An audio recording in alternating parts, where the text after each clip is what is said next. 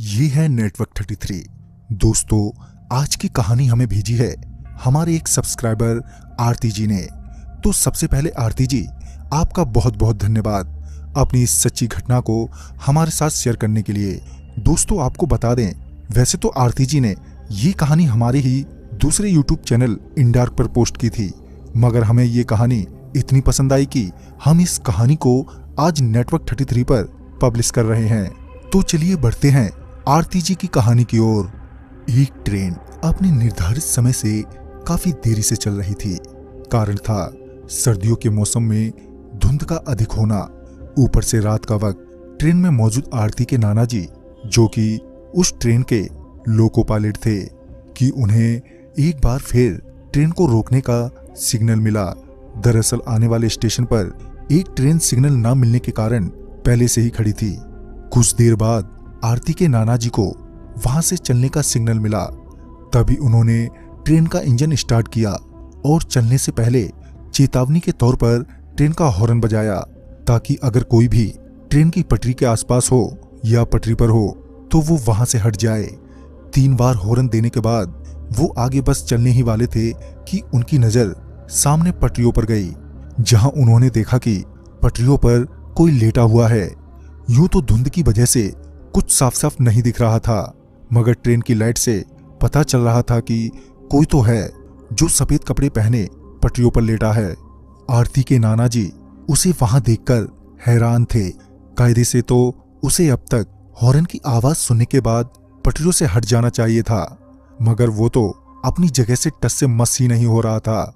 आरती के नाना जी ने ट्रेन के विंडो से उसे आवाज देते हुए कहा, अरे भाई, हॉर्न की आवाज सुनाई नहीं दे रही क्या? चलो अब हट भी जाओ पटरियों से। मगर उनके कई बार कहने के बावजूद भी वो वहीं ज्यों का त्यों ही पड़ा रहा। अब आरती के नाना जी को गुस्सा आने लगा था। वो मन ही मन सोच रहे थे कि कैसा आदमी है ये, इतनी तेज हॉर्न की आवाज से भी इसे कुछ फर्क नहीं पड़ा। वो ये सोचते हुए ट्रेन से नीचे उतरे और वो उसकी ओर बढ़े। जब आरती के नाना जी उसके करीब पहुंचे तो उन्हें पता चला कि वो एक 15 से 16 साल तक का लड़का है।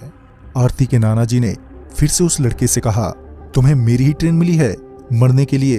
ये बोलते हुए आरती के नाना जी आगे बढ़ ही रहे थे कि वो लड़का एकदम से खड़ा हो गया। उस लड़के को खड़ा होता देख आरती के नाना जी भी एकदम से रुक गए।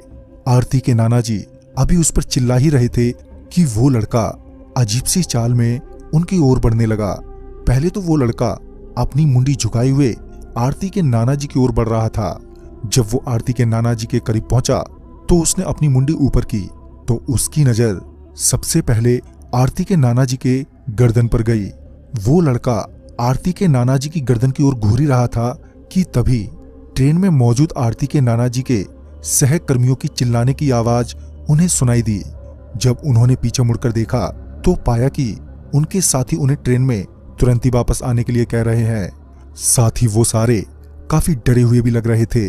आरती के नाना जी समझ नहीं पा रहे थे कि अचानक ही उनके साथियों को क्या हो गया। उन्होंने अपने साथियों को जवाब देते हुए कहा, हाँ हाँ आता हूं, पहले इस लड़के से तो निपट लूं। यह कहकर वो वापस सामने की ओर मुड़े तो वो लड़का उनसे काफी दूर खड़ा था और उन्हें घूर रहा था। आरती के नाना जी का गुस्सा अभी शांत नहीं हुआ था, मगर पहले ही उन्हें काफी देर हो चुकी थी और वो अब और देर नहीं कर सकते थे। लिहाजन वो वापस ट्रेन के इंजन में पहुंचे, जहां उनके साथियों ने उनसे कहा कि तुम अभी अभी मरने से बचे हो। वो कोई लड़का नहीं था, तुमने शायद उसके पैरों को ध्यान से नहीं देखा। उस लड़के के पैर उल्टे थे। अपने साथियों की बात सुनने के बाद वो एकदम से सदमे में आ गए। तभी उन्होंने मामले की गंभीरता को समझते हुए तुरंत ही ट्रेन स्टार्ट की और वो वहां से निकल गए। मगर रास्ते भर उनके मन में एक ही ख्याल आ रहा था कि वो तो मुझे कुछ भी कर सकता था। तभी उन्हें ध्यान आया कि वो लड़का उनकी गर्दन की तरफ देख रहा था।